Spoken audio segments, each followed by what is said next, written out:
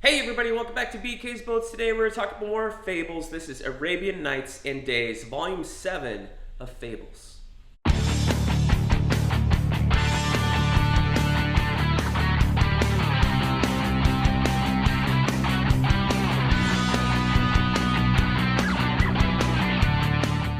Hey everybody, welcome back to BK's Boats. As always, I'm your host, Brent, and today we're talking about more Fables. This is Volume 7, Arabian Nights and Days.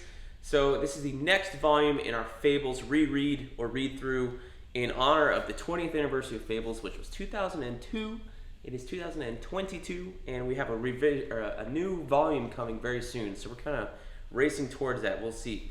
So I was talking about in the last video about the peaks and valleys of Fables and how I really admired how Bill Willingham structured the story so that there's build-ups and falls. Build-ups and falls, you know, little arcs and climaxes in each arc that are building towards a bigger arc. Like we're going like this on this roller coaster, and it's really, really fun.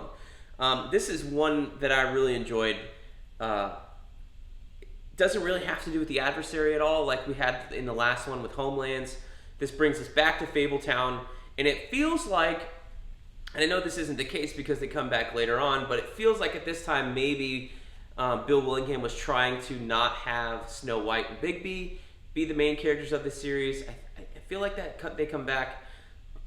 I'm not sure if they're the main characters of the entire series, but they're definitely put off to the side now as we're in the world of Prince Charming as the mayor, Beauty and Beast as the sheriff and deputy mayor, fulfilling the roles that Bigby and Snow White had in the first couple of volumes through March of the Wooden Soldiers.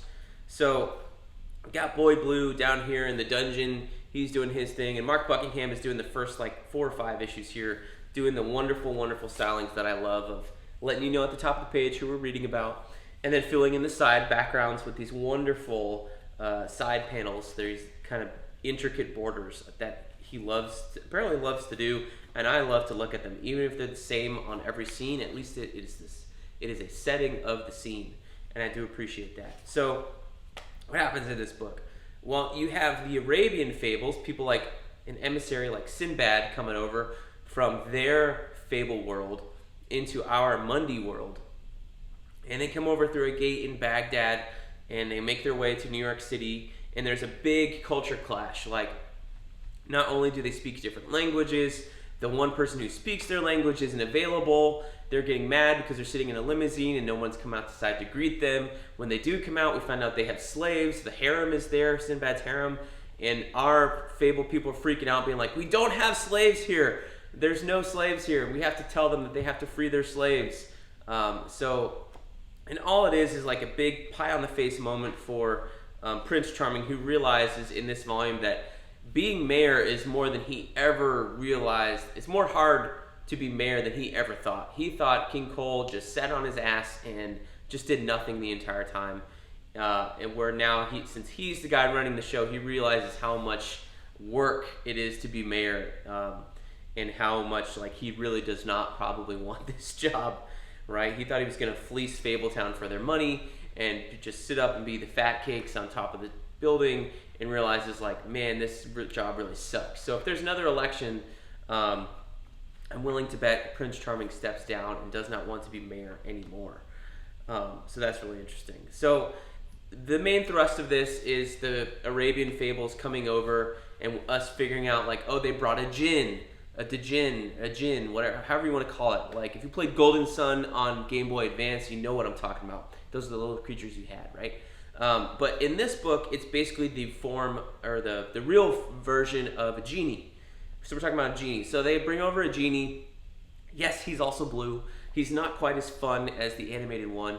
But we're told by Frau Tautenkinder, who I believe was I think she was the witch in Hansel and Gretel and 8 Kids, something like that, at one point in time. But she basically tells us these genies, these jinns, are 100% magic, whereas your sorcerers maybe 3%, and the other magical creatures are maybe 50-50. Demigods and gods are maybe 50-50 between human and magic. These jinns are 100% magic, so they are very powerful, and that's why they have these enchantments about the bottles. And how in the animated movie, there's 3 wishes and then the genie goes back into the bottle. Where these ones, you have to wish it to go back into the bottle at the end of every 3rd wish. Otherwise it'll just be free and wreak havoc. And that it makes a little bit more sense to me than all right, I gave you my 3 wishes. I'm gonna go back in my imprisonment for another 1,000 years. It's no, you need to go back because you're such a powerful creature and you're gonna wreak havoc on the world.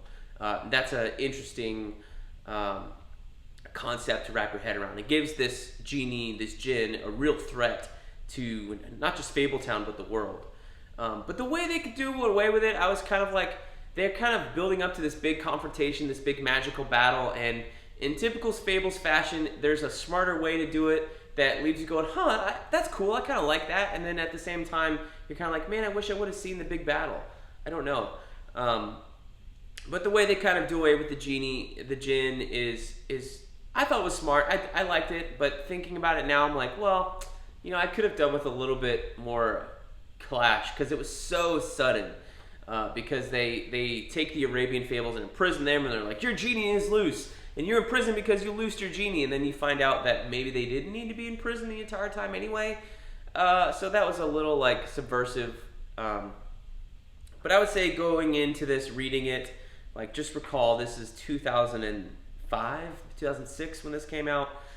So the attitudes and stereotypes of Arabians and that sort of stuff is probably still a bit more prevalent here in this book than it would be if it was written in 2022. So if you're going to read this 20 years later, just give it a little bit of grace. Remember, we were still at war with Iraq, and we had Afghanistan was still going on. We're still reeling from 9/11. So there's a lot of immediate post 9/11 inferences on these Arabian fables that I think are present there that might not be present today. Lots of jokes, things like the harem, things like the slaves.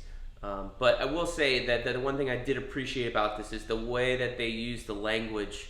I don't read a bunch of Arabic or anything like that. I don't speak the language. But I am kind of familiar on how flowery their formal speech is. There's a lot of blessings upon people, and the way that they, talk to people is very flowery, very diplomatic, very polite. And the way that they do that in here with the fonts in the lettering to show you that it's a different language, and the way that Bill Willingham's writing, there's always a blessing being bestowed upon someone in this language because it's always very complimentary, I thought was kind of cool. And I was oh yeah, I am familiar with a bit of that. So if they're overdoing it in here, maybe it's a little bit too much. But for me, as a reader today, not being familiar with that culture and their customs, it felt a little bit more real than just having a different language and a different font, that kind of thing. So there you have it. The last 2 issues in here are this little side story between these 2 wooden soldiers in the Fables world, and they fall in love, and they go to Geppetto, and they're hey, we want to be real people because we're wooden, we can't kiss, we can't have sex, we don't have the parts. Even kissing is literally just their 2 mouths going like this, like you would with puppets or whatever, and they're this sucks, why isn't this more fun, this is supposed to be fun. So they go to Geppetto, and they're hey, I want to be real people, we're in love. And he's okay, you're going to be real people, but you're going to pay the price. And the price they pay is, I think, set up for later volumes. I can't remember if they came back at all, but they're living as real people in the mundane world, just like you and me, having their own problems in their own apartment. And they come to realize, I feel being human is not all it's cracked up to be when you're just living by yourself. You're with the same person every year, every day. And it kind of ends with the woman here crying, being I wish I couldn't cry. I used to not be able to cry, and now I have emotions and I cry. So it's kind of sad. But it was a fun little story. Go with it. When you get to the end of it, you're where is this going? What's going on? Just go with it. I think the payoff is pretty good with a little sad ending here. So Arabian Nights and Days, I thought this was a lot of fun. I think I'm going to read the 1001 Nights of Snowfall next in my Fables journey. There's a reference here about Snow White and Sinbad or some other of those Arabian fables that she never wants to speak to this guy again, and there's a reason for that. And I think, if my memory serves me correct, that is in that graphic novel. So we will be talking about that next instead of Volume 8 of Fables. So let me know down below what you guys are thinking of Fables, and we will see you guys next time in the Funny Pages.